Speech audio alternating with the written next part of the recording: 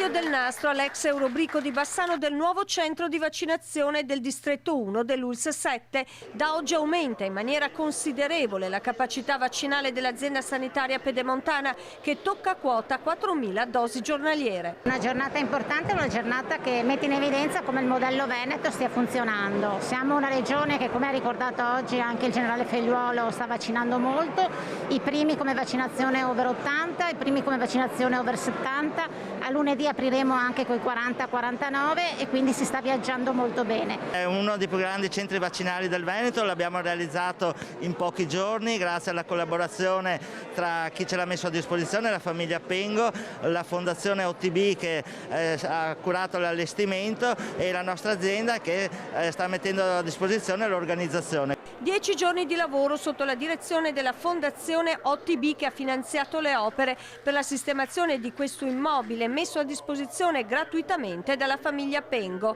Un giorno importante per il comprensorio bassanese, con l'ULSS che punta a spingere sull'acceleratore della campagna di immunizzazione. Dobbiamo proseguire questa campagna, vaccinare anche i giovani per poi riuscire anche a riportare poi con le seconde dosi velocemente alla sicurezza totale della nostra popolazione. Questo nuovo centro di Bassano insomma è la testimonianza di come possiamo aumentare la capacità e quindi correre più velocemente. Oggi importante è che arrivino i vaccini. E anche l'assessore Lanzarin la prossima settimana si vaccinerà proprio qui all'ex Eurobrico. Ho fatto la mia prenotazione insomma come è giusto insomma, e quindi ho testato il sistema, il portale funziona, quindi la settimana prossima sarò qui per farmi il vaccino come un cittadino di questa USL.